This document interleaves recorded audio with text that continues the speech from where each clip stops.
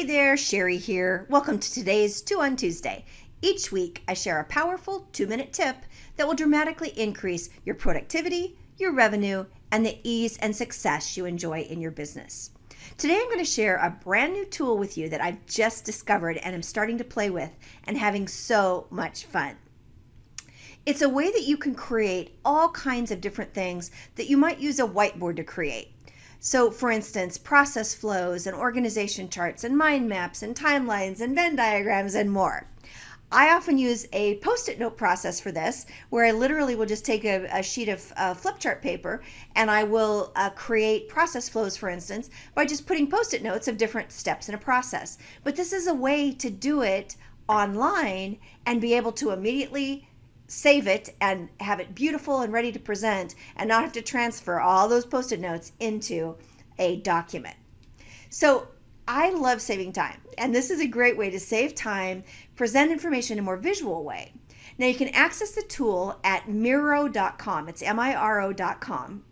And I want to go and show you the tool right now and just show you a couple things that I've been playing with. Now here we are at the Miro.com homepage. And you can see as you scroll, if you scroll down on this homepage, you can see that it talks about collaborating. You can collaborate, you can share the files that you create, and other people can actually make changes if you give them edit permission, or you can just give them view permission as well. They call them whiteboards because each board is a different way of looking at things. So you can see here they're kind of scrolling through some different examples of things that you can create with Miro. Now, you can create a free account at Miro.com and it will allow you to have 3 different boards.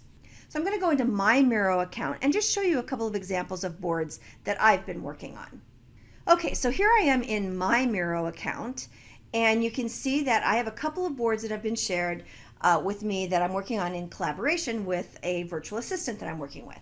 So for instance, this one is a flowchart board. So you can see that we're just working on this one and getting it set up, but it's a bit of a flowchart, and then at the bottom it actually has a timeline.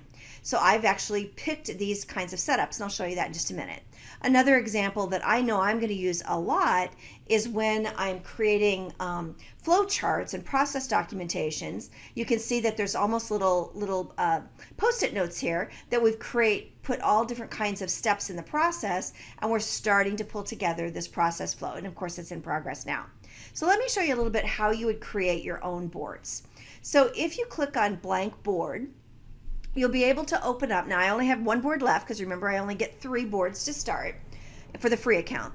And you create the board, you pick the type of board you want to create using these templates. There's all different kinds of templates. So if I scroll down here, you can see everything from wireframing to fishbone diagrams.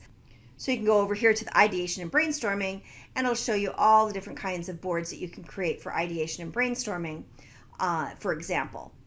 If you wanted to create a flowchart, for instance, you could go into mapping and diagram and pick this flowchart example or a mind mapping example or a fishbone diagram, and just pick whichever one you want to start with and start to play. Of course, when you open one up, like let's say I was going to do this flowchart, then I can go in here and I can change the information that's in each of these boxes, and I can change this from action to step 1 or whatever it is. And I can change the color if I want to. I can change the color here and make it bright red or whatever I want to do. And then I have my board. So it'll automatically save. It's all virtual as you go. So now if I go out of here and I go back to here, then that board is going to be added. There you go. So there's my new board, so that when I open up that board again, then any changes that I made are going to automatically be reflected in that board. And there you see my step 1 that I changed has been updated. So I encourage you to play with this tool. Again, you can go to Miro.com, get a free account, and look at the ways that you're currently doing things like using Post-it notes or doing process diagrams. I've done them with using Excel and creating boxes, and I've used PowerPoint, a lot of different tools that I've used to create those kinds of templates, and this is so much easier.